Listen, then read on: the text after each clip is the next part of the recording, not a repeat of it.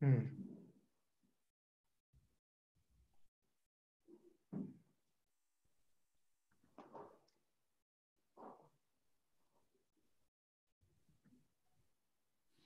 Good afternoon, everyone. We've got people joining us, being let in as we go. You'll notice that you're automatically on mute to mitigate noise. It's wonderful to see both so many familiar faces and new ones as well. We'll just want to give it just a little bit longer to let more people from the waiting room.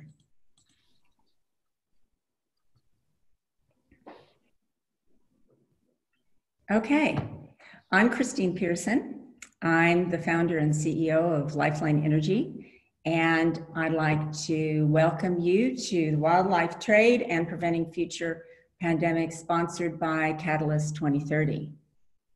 I'm coming to you from Port Elizabeth in South Africa, and like our panelist, Dr. Dale Lewis is coming to us from Lusaka in Zambia, and Dr. Andrew Muir is coming to us just from down the road from me in Port Elizabeth as well. The three of us are not only founder members of Catalyst 2030, but we're also awardees of the Schwab Foundation for Social Entrepreneurship. The Schwab Foundation is one of the 5 fellowship organizations, along with Ashoka, Echoing Green, the Skoll Foundation, and I believe also now Co-Impact, that are founder member organizations of Catalyst 2030. It was launched at the World Economic Forum in January of 2020, and it's a global movement of social entrepreneurs and other social innovators who are focused and believe in a collective and bold action, coupled with new strategies which are needed to achieve the Sustainable Development Goals. And today's presentation is going to cover primarily 2 Sustainable Development Goals. Hold on here. I should probably say from the start as well that any of you who've been on Zoom calls before will know that Zoom is pretty good, but it's not perfect. Occasionally we lose our signal, and if we do, we just come back on again. Occasionally we have other technical difficulties, so if it happens, please just bear with us and we'll come back on again. So today we're going to be covering 2 Sustainable Development Goals, SDG 2, which is Zero Hunger, and Dale is going to primarily address that, and Life on Land, SDG 15, which is what Dale is going to address. So, like today's pandemic of COVID-19, it began like so many others inside an animal. Now, there we go.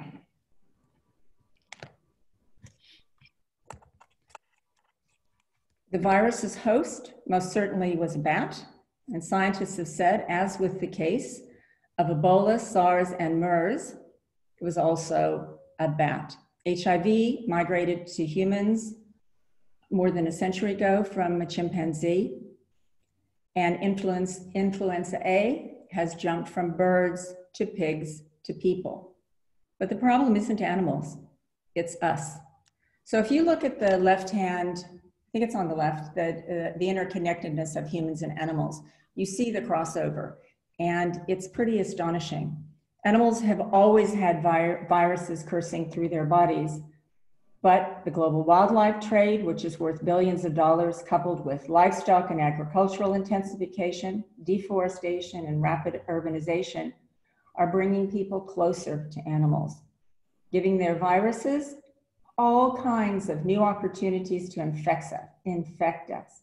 Most fail, but others, like the coronavirus, triumph.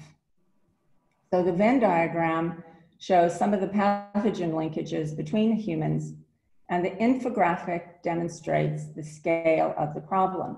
So interestingly, if you look at bubonic plague, which along with smallpox came from rats, Those are the two largest pandemics in history. And of course, smallpox wasn't a particular period of time, it was over many centuries. Then if you go to the Spanish flu, you see that it's somewhere between 50 and 100 million. Now, I don't know about you, but the Spanish flu is something we're only hearing about really recently.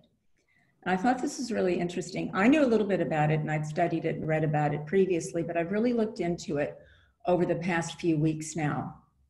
Why is it that something that had killed so many people is largely unknown to us in the 20th century when it was only 100 years ago? And it didn't start in Spain, as most people think. It started in America, near a military base with soldiers who then went to the Western Front in France.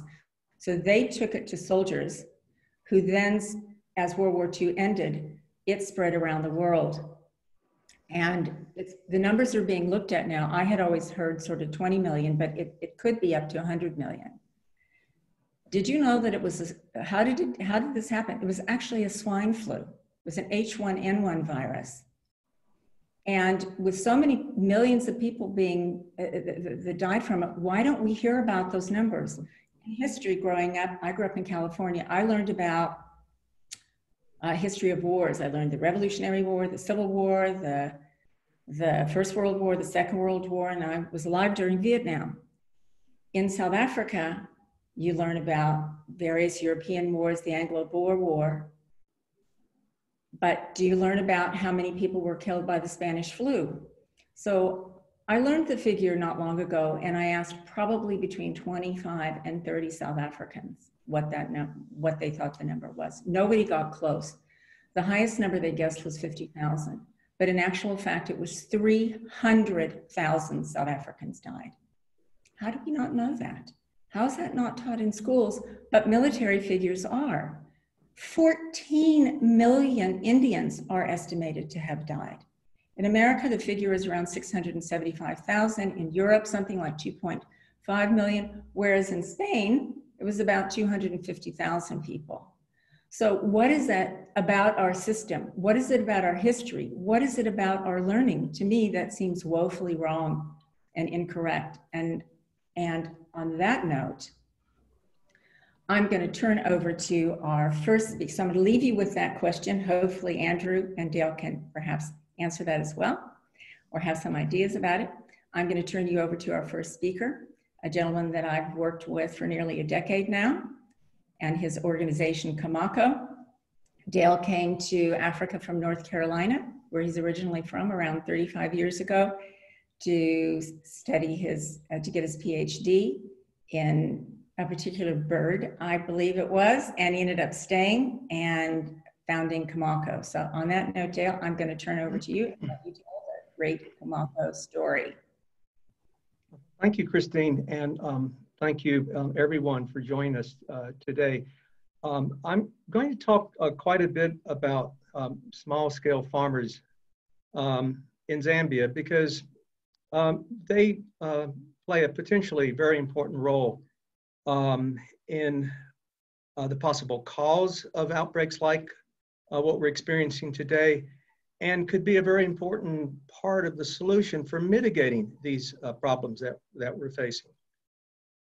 My work started about 20 years ago when I was more of a wildlife biologist, and I saw the rampant destruction of wildlife, particularly with elephants. And I got very interested in this problem to try to find out really what were the underlying reasons that people, as it turned out, mostly small-scale farmers, found themselves in a role of being a poacher. And it was very revealing. What we learned at that time was that most of these hunters were actually farmers who simply were not very good farmers and didn't have the kind of skills to find a better alternative. We also found out that other people who lived in this area where I worked, called the Luangwa Valley, were pretty much driven by markets that dictated the kind of crops that offered markets. And at that time, the markets were largely non-food crops, and they depended on chemicals, and they depended on farming practices that were really harmful to the soil and to the land. Soils became depleted, and farmers continued to clear the land. It was clear to me at that time that this was a very unsustainable way for farmers to live and coexist with nature. And a myriad of different problems were very obvious to me. You know, in many ways, I think wildlife conservationists are part of the problem because they focus way too much on the problems of wildlife and not the problems of the people who live with wildlife.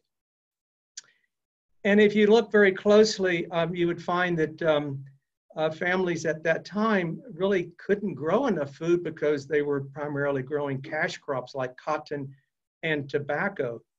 And so when money and food ran out, then for many people, the obvious solution was to go and poach.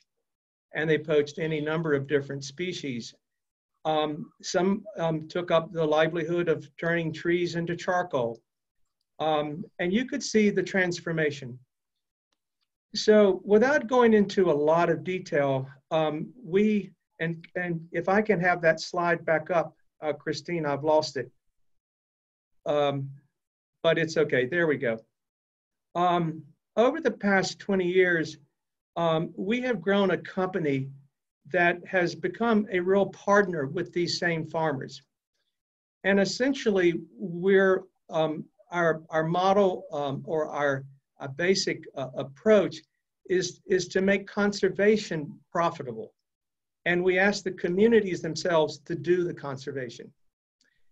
And a great transformation has taken place where we have organized farmers to become food producers, where they can feed themselves and have a much more secure livelihood in terms of food security. And we've seen a really remarkable transition in the way they live with wildlife, and I'll come to that.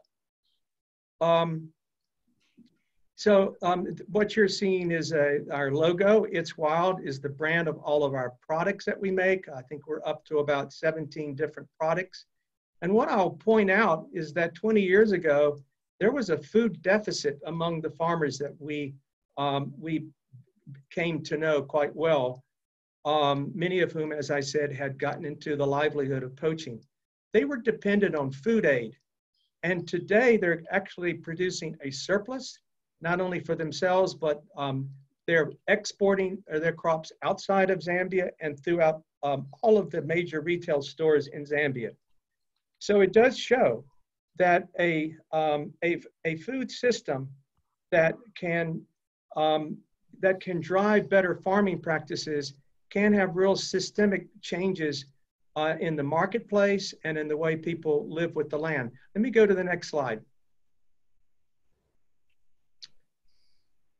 We are operating across a very large landscape called the Luangwa Valley, and it's well known for its wildlife.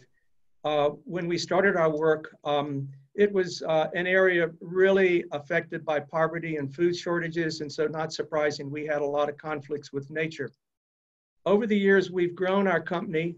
We're now about 236, and our farmers are currently numbering 188,000 plus. Now, when I say our farmers, these are farmers that have willingly signed up to be a member of a group, a producer group, and they sign a pledge.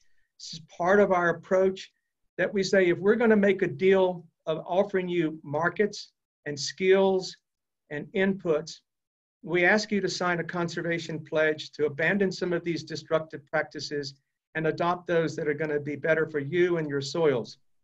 So we're up to about 188,000 farmers, close to about 1 million people if you include their families, across an area that's about the size of Malawi. It's a very big area where we're operating, which goes to show that a model like Zambia is possible to create the kind of supply chain of healthy, non-chemical food into the marketplace.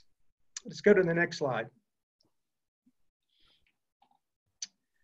So our model really is really quite simple, though it has evolved over the years, and I'm going to take you up to where we are now. Those 188,000 farmers are organized into 81 multi-purpose cooperatives, and they have become trained to become self-reliant in providing the skills themselves to their members, providing the organization of aggregating their crops in their specific bulking centers where we come in with our trucks. They are very sophisticated, in fact, with smartphones where they can communicate their crop harvest, they can communicate the tonnage that they have, so we can time the arrival of our trucks. A lot of this has taken time. Most of the people are not English literate. We've had to create a range of different training types and models for getting knowledge across to a very large area. But you can see at the end of the supply chain, we have 4 different manufacturing plants that produce quality products. I'll mention 4 products that I think are important to our story, because we know that if people eat meat, if they're disrupting the wildlife through poaching, there is that opportunity of a virus breaking out. So we have to keep people in the urban areas satisfied with healthy, nutritious products other than game meat, as we also do with the families that live in the wildlife areas where they also have healthy foods. And so the 4 major food products that we're focused on a mass market approach, where we make it possible to get these products distributed, are one that's called Yummy Soy, another one is called Soy Pieces, cow peas, and peanut butter. Of those 4, one is rather interesting. It's called Soy Pieces, which is literally a synthetic meat made from vegetable protein. Tastes like meat, it feels like meat, and it's a very healthy and much cheaper substitute for game meat. We're marketing these products all around the Luangwa Valley, again, coming from the farmers that we've trained, and essentially closing off the illegal game meat trade. But you know what? What's interesting about all of our experience is we have never had to arrest a single poacher. And yet we've had over 2,000 firearms, enough to equip a whole army to be surrendered voluntarily to Kamako. Of course, we hand those guns over to the national parks. We have close to 1,700 poachers who have become farmers, joined their producer groups, and some of them have become leaders of their cooperatives. So at the end of the day, I think I'll go to my next slide to elaborate where we've reached. The next slide. So I think our staff I'm one of only, I think, 3 non-Zambians. And so I'm going to speak for my Zambian colleagues, who I owe great gratitude to, because building a company like Kamako is a lot of sweat, hard work, long days, long nights. I think they're all very proud of pioneering a model that we see as a solution for a healthier planet, a healthier population of small-scale farmers, and a healthier population of consumers. As this story is told in the media, newspapers and TV, social media, our consumers are really now making a preferential choice. They don't want to buy products that are not good for the land. They know that It's Wild speaks to the cause. The cause is to keep our planet safe and to keep the trees safe. And I think we feel better about a company that's not so committed to the bottom line. And it's the kind of company that I think really is so necessary for us to really solve this very complicated problem where we live with nature. How do we live with nature without destroying it? We need a commercial approach because we all need money, we all need food. But there is a way to solve this problem. And we're trying to create a model that can be replicated. We're in the early stages of actually replicating this model in an entirely different landscape. And so I think the 15 minutes that I have is probably up.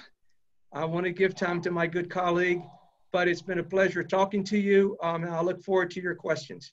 Thank you. Thank you, Dale, very much. Very interesting. If you have questions, just put them in the chat and we'll get to them at the end. We want to be able to answer any of your questions. Now, focusing on SDG 15 is Dr. Andrew Muir. As I said, he is broadcasting from Port Elizabeth, and he's headed the Wilderness Foundation for more than 20 years, I think. Andrew, I don't want to state an exact number, but he was mentored by the world-renowned conservationist, Dr. Ian Player, who's widely credited with saving the rhino. The work that the Wilderness Foundation does in South Africa, and their reach extends beyond here, is extraordinary in conservation, in ecosystem management, and overall in many aspects of the environment that really speak to its interconnectedness. Andrew has also recently taken over as president of the Nelson Mandela Bay Business Chamber, which is the first time that somebody from the nonprofit sector has done that, and it's been amazing all the changes that have come as a result of that. And Andrew, with pleasure, I turn over to you. Well, thank you. Thank you, Christine. And thank you, Dale, for a wonderful overview of what I think is one of the most important community conservation projects that I know of globally. I think we can learn so much from Kamako and what you have done. And then welcome to all of you that have tuned in. If we can start, Christine, with the first slide.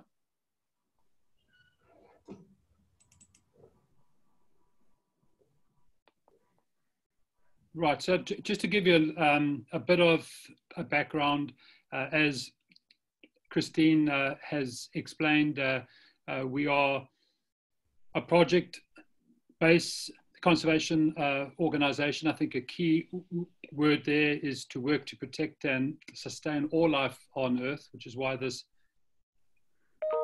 topic is so important to us. And of course, we look at the integrated, the holistic approach to conservation, and we look at both the people and the environment side. Next slide, please. Three main programs which talk to that: species, spaces, and people. Thank you. Next slide, please. And that's just some of the impacts that we've had over the last year. We've been around for 48 years, and because we are project-based, obviously we have at any one time over 30 projects on the go, but these are just some of the impacts that we've had, and you can see that our reach is far and wide. Then if we can move on, please, Christine. So as Christine very eloquently explained in her opening, far more than half of all infections that we humans can get are of a zoonotic nature. In fact, they say up to 70% of all infections. This is the spread between animals and people. Next slide. We now know that bats are probably the main spread of all viruses that jump, but normally there would be other wildlife that act as a vector. There's some thoughts that the coronavirus, COVID-19 that we're dealing with now, probably a snake, could be pangolin. But we, of course, also know about SARS in 2002 and MERS in 2012. And I think an important point here, whilst The coronavirus we're dealing with now emanated from China. Many of our coronaviruses in the past have started in Africa. Next slide, please. So one of the challenges that we have, and I think all of us on this seminar have over the last few weeks read up a lot about this, but viruses of this nature do mutate. They're able to recombine, and of course, different components to create new viruses. There seems to be a growing agreement and acknowledgement in the scientific community that wildlife trading and meat markets, some call them wet markets, but they're mainly live markets where you can buy wildlife, but you can also buy a lot of other produce. And where these animals are kept together and are butchered, often in front of you on the same surfaces, this is often where spillover events take place. Spillover is the jump between, if you like, wildlife and human. And so there has been quite a call in the last while for us to close wet markets and to close these markets. We don't think that's the solution. And unless you have alternative sources of protein. It's why what Dale has been talking to you about is so important. We have to realize that these markets have a place, but I think what we do need to tackle is the illicit wildlife trade and the wildlife element of it, because without a doubt, the way that we are living now on this planet, where we are putting so much pressure on nature, we are going to keep experiencing these zoonotic events. We're going to have more and more spillovers, and many feel that the worst are still to come. Climate change, biodiversity loss, habitat loss, these are all massive contributing factors. And where humans come together with wildlife under stress, under pressure, this is where we will get more of these events. If we can go to the next slide. You know, we certainly as the Wilderness Foundation, and I think Dale would agree with this also, we feel that a One Health approach, which is a movement that is growing widely, something that integrates a strategy that's interdisciplinary, that looks at the collaboration, that looks at communication across all aspects of both healthcare as well as animal care, as well as biodiversity conservation and management. This is what's really needed as a solution. In many ways, what Kamaku has illustrated to us today is that that kind of on-the-ground action is where it does come together. When this is properly implemented, we know this is when we can start turning the corner to these terrible events that we are dealing with now, the impact of which, unfortunately, we're yet to really experience. Next slide.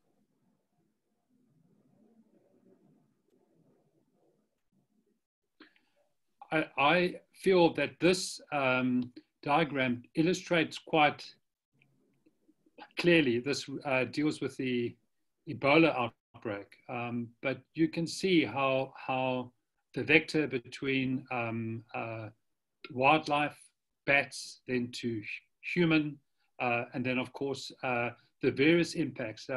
We know that with the coronavirus now, certainly in South Africa, one of our biggest spreads, it's now got into community spread, are funerals.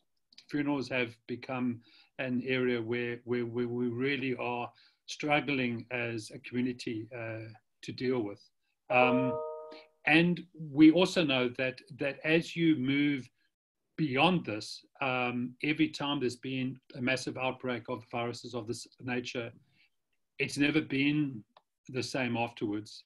And yet we still seem to have an imbalance with our relationship with nature, and in particularly with wildlife. The bushmeat trade often, even though we're dealing with a crisis now, we are already seeing an uptake in poaching. And in some ways understandable, because the community livelihood issues at risk. But of course, that could also cause other viruses and other outbreaks. So our challenge as a community, and that's why we like the One Health approach, this must go way beyond the conservation community, is to start to work at models like Kamako that will address this problem on the ground.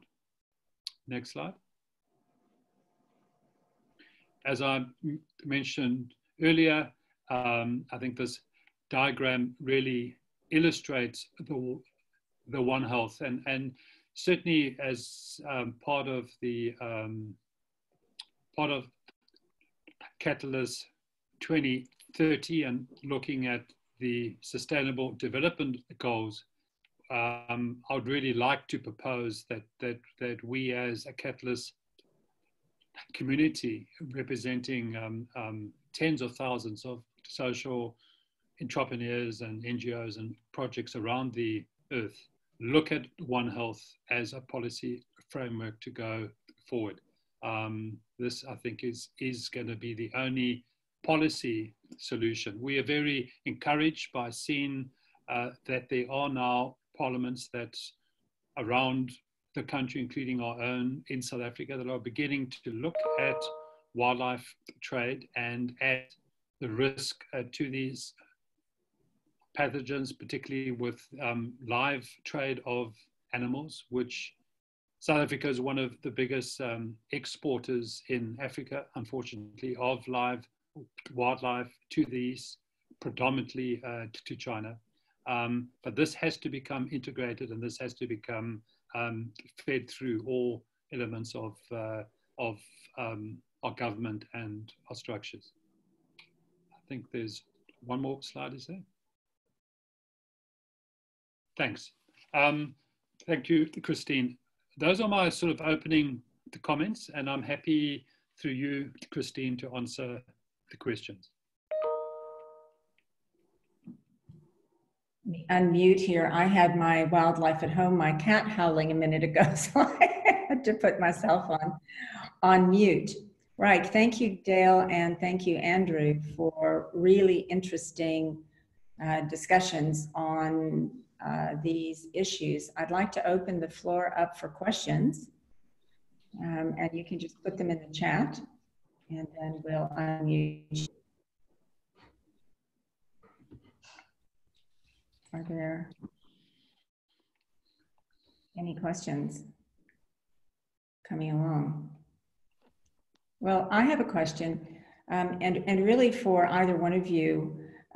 What do you think are the most important steps that we need to take to highlight these issues, that people really start to understand them, and not just us that might be looking in on here, but how do you scale this community approach, and how do you get policymakers and large institutions and funders to fund the kind of initiatives that will start to change behaviors and the way people approach the relationships between wildlife and humans?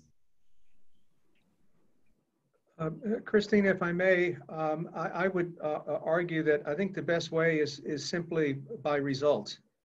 I think you have to really measure and quantify the reduction of the threats, the measures of transformations that take place in communities, the sense of ownership they have for protecting the resources that they live with. Look, I think the people who live with nature are clearly the farmers to a large extent.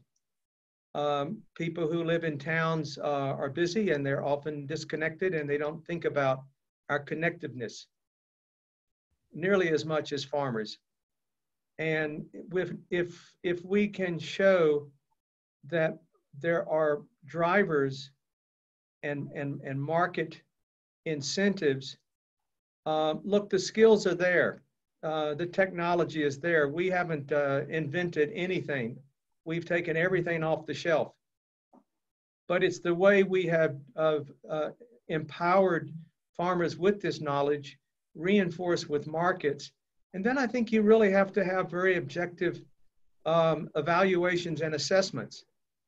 And I think the disconnection between those results and the political leaders is what worries me, because I think, you know, I love the points, the many points that that my colleague made with regard to the One Health and the political leadership. Really, if they understood that, it has economic benefits. I don't think that message has yet permeated far enough in the political world. In the technical levels where we are, yes. Maybe we haven't done a very good job of communicating the results, but I think that's the biggest challenge of getting this message across in an economic perspective, so that they're real drivers to make this transition happen across the planet. Thanks. Andrew, do you have anything you? Yeah, if I can just add, it's been a bit concerning to me to see over the last while how there's certain governments that are sort of really targeting China and blaming China for all of this. But, you know, actually we need to blame all of ourselves. We have reached a point where we have put our earth and our systems under such pressure that what may have started in China, as I have said earlier, could easily have started in Africa or South America, and which has happened many times. As climate change continues, there are going to be more pathogens released out of melting ice caps and lakes in India and various places around the earth. We must remember this year started with some of the most devastating bushfires in history. We are putting so much pressure on our natural systems that we cannot be surprised that there is a reaction. And we certainly can't be surprised that there will be more. And so really this One Earth, One Health approach, which is what I would be advocating for, has to be what we need to be looking at. Communities like the social entrepreneurs and the Catalyst 2030 that look at solutions need to put this front and center also, because we will keep dealing with the problems that we deal with until we deal with this issue at its root cause. And the root cause is our relationship with nature and with the earth. We need to relook at that. And we can learn so much from our indigenous communities. Well, and both of you have spoken to systems change, and you're looking at the fundamental and root causes and changing entire systems, which is very, very difficult. But at the time, with a pandemic that we have on our hands now, it would seem that this would be, if it's ever going to happen, now would be a good time to really critically start looking at this. Kristen Smithers has asked, what would you say is the biggest obstacle to implementing these conservation models globally? Did you all answer that sort of in what you just said, do you think? Or is there something you'd like to add? From my perspective, I think this is a really great question, and I'm glad he asked it. Because from my experience of starting something that was simply not there was no Kamako, there was no organization, there was very little to build on. It had to be created from scratch, and it's taken a long time. And I think the challenge is to find the kind of people and institutions that are willing to go the long haul. It's a marathon. It's not a sprint. I think we've demonstrated that it is possible. And just to think about, in our case, literally close to 200,000 farmers representing families of 6 to 7 that are slowly unifying their thinking and being responsible for their soils, their trees, making significant changes where they're earning income now from carbon because we're documenting a reduced rates of deforestation. We are seeing rivers flowing again that weren't flowing before. This to me, I mean, I'm in a very humble way, I'm now more of an observer because the communities have sort of taken over the momentum. And this is what's really inspiring me, but I think this is what we need to focus on as well to really make the One Health work. The key element is engaging large numbers of people, the farmers in particular, and sticking with it for years because it is a long, hard journey, but it's possible. Andrew? Yeah, I would agree with everything Dale has said, and I would also add that, you know, really what we are appealing for is more collaboration. And I think as citizens, we need to hold our officials and our leaders more accountable. This climate change movement, which has always been on pause for the last 3 months, was really beginning to hold people accountable. And I think now is the time that we really need to move those movements forward. Let's just not forget about the biodiversity side of all of this, because it's the biodiversity loss. We are staring at a 6th mass extinction event of wildlife, and it is going down in our time, on our watch, and that's just going to add to all the pressures and the destruction that we've been talking about. Well, on that cheerful note, our fellow Schwabi from Maryland, Kyle Zimmer, is asking, are we making progress, and what, if anything, makes you hopeful? Well, I can tell you this, Kyle, that since January of 2020 to date, we have not lost a single elephant across the area that we operate as Comaco. And when I started, we had very large numbers that were being poached.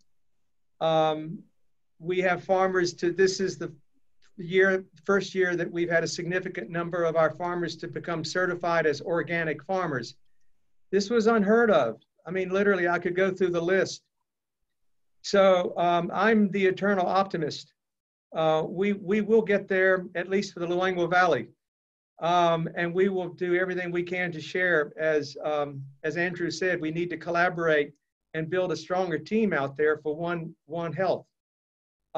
It is, look, I mean, it's a small planet, and I think we've demonstrated with the Zoom how we can network and share so much together, and our voices will add up. It will take money, but I think the return on our investment has been really good. I think we've saved an ecosystem where people and wildlife can live together. Yeah, I'll just add to that and say that I actually am extremely hopeful because of the movements that have really taken root over the last 4 years. We are seeing more movement in young people getting engaged in these in these movements for change and to readdress our balance and our relationship with economies and with the earth as a whole than in the past 50 years or more. So it is very encouraging that there seems to be a lot of individuals coming together, not always coordinated. And for me, that's the most powerful part of it. So I am extremely encouraged. I remember my mentor always taught me that, you know, we're dealing with a rear guard action, and so we need to hold on to the ground for as long as we can, whilst hopefully new leadership, new ideas, new thoughts begin to come through, and we are beginning to see signs of that. Great, that's encouraging. Alain van Veek is asking, how do we ensure that governments buy into the One Health policy approach, and will it be possible to implement policy at the consumption level, especially in China and in similar markets? Dale, do you want Andrew, I'll let you take that. Okay, sure. No, look, I think that that we are encouraged. There has been some pretty good leadership coming through on One Health, particularly from India, and if I may say, from the Southern Hemisphere, and I think that's very powerful. I think the South needs to take part of the lead in this. Too often we've been dealing with issues that have been forced down on the developing countries. I think the developing countries tend to look more at integrated spaces. It is interesting that out of South America, there are quite a few movements beginning to emerge, and countries taking global leadership in looking at sustainable livelihood and sustainable development in such a way that has meaningful impact on the future of those countries to withstand climate change and other impacts that we are dealing with. So yes, we are encouraged that I think leaders through events like this are becoming more open-minded, but it does require us as citizens to not be quiet and to take these issues forward as we are doing. Great, thank you. Vance Martin is asking Dale, what is the new landscape in which Kamako is rolling out? What differences in nature and culture to Luangwa? And what funding sources for the rollout? Okay, those are great questions. You may have heard of the Kafue National Park. I think it's the second largest park in the world. It really is up there, and it's very decimated at the moment. Its wildlife is very much reduced. A lot of the common problems of land degradation and pressures around the park, as we've seen around the Luangwa Valley. And so we have just begun work on the eastern boundary of the Kafue National Park. Look, you know, I have this idea that that if you chase money for this kind of work, you won't follow your data. I mean, often the technocrats that are sitting somewhere far away from reality have a certain way of thinking, and I've never prescribed to that. I think I've done it the hard way, but I think it's proving to be the right way, that you get results and you document your results. And if you can communicate your results, in theory, money should come to you because you can demonstrate what is working. And if it doesn't work, that's also an important achievement, that you can scratch off an idea that just simply didn't work. And I have plenty of those. So I think the donors and the international funders are hungry to learn how to do conservation and how to make markets respond to conservation. I don't think they know how. I really don't. And I think there's a very large community out there that's anxious to learn, and we just have to do a better job. And I think this Catalyst 2020 is an incredible forum and platform to share what it is that we're doing that might make a difference. I will say that over the past 17 years that we started Kamako, we have invested, I would say, upwards to around $30 million. We are turning over every year about $4.5 million. We're putting back into the community about $2.5 million every year. So we are making a return. And who can put a money value on the resources that we've restored, the soils that we've regenerated.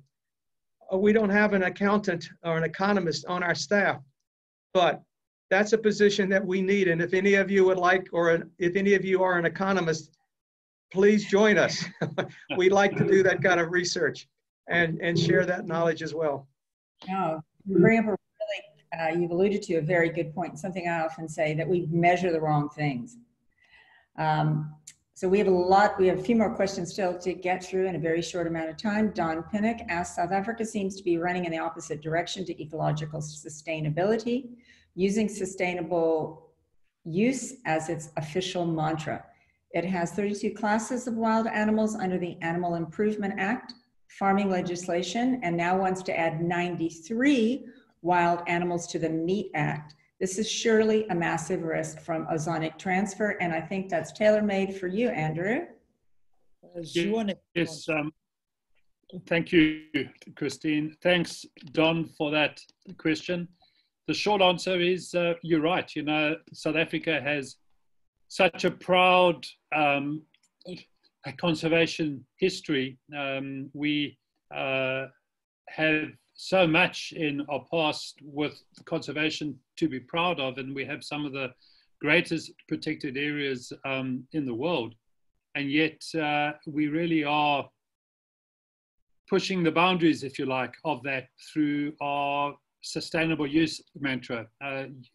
Everything you say, Don, in the question is correct, that the framework for sustainable use in South Africa is wrong. If you have a look at our constitution, we don't actually talk about sustainable use. We talk about ecological sustainability.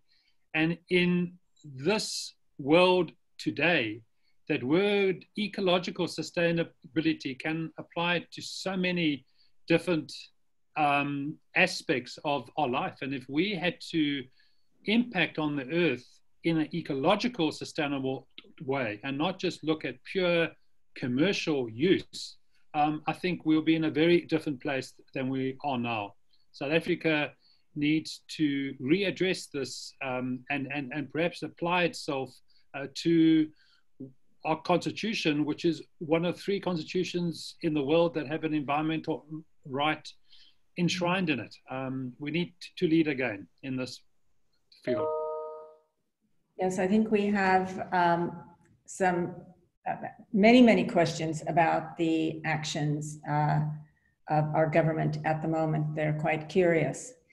Our friend, moving along, our friend Eleanor Allen, who's gotten up early, a fellow Schwabi from Denver, asks, what is the level of awareness and willingness to change at the farmer level?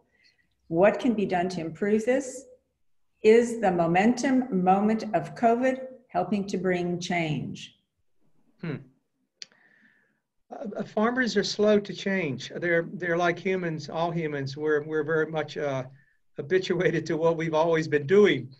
And so one of the secrets is to find those leaders within the community that really will take a new idea and demonstrate it and challenge others with the results to adopt it.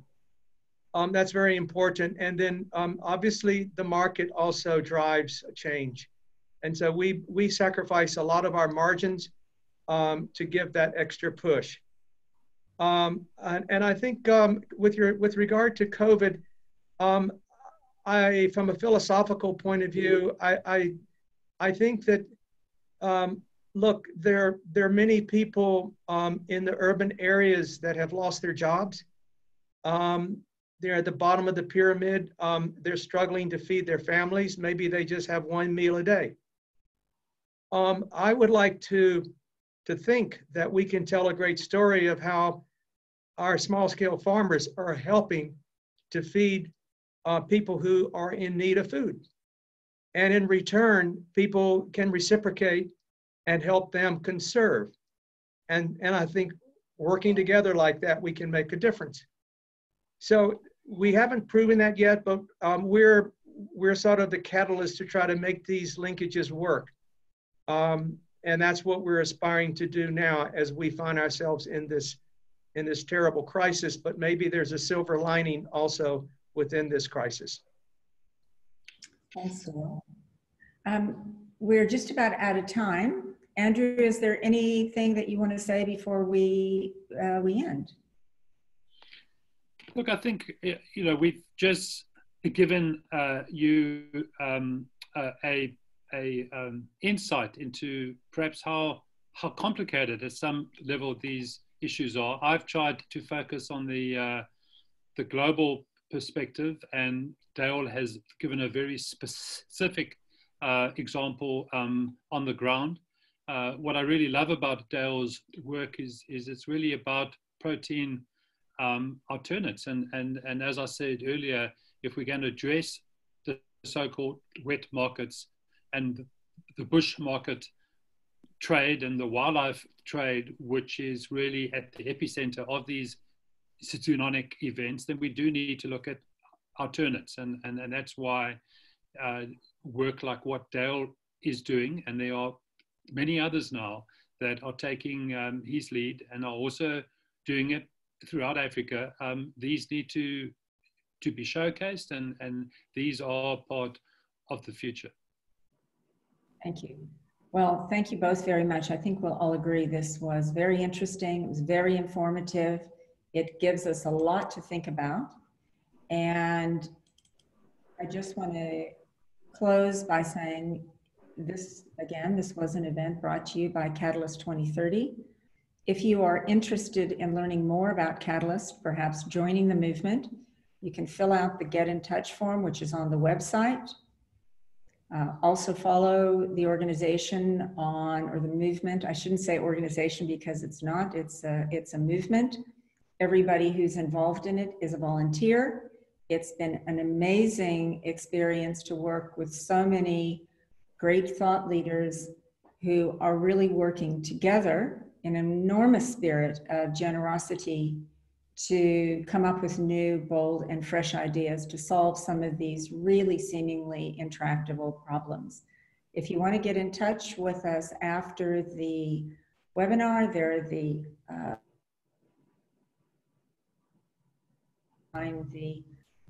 website addresses of the three of us. So on that note, I'm going to say thank you very, very much for joining us. And this has been an extremely enriching and rewarding experience for me. And I hope that it has for you as well. And thank you, Dale and Andrew. Thank you all. Thank you.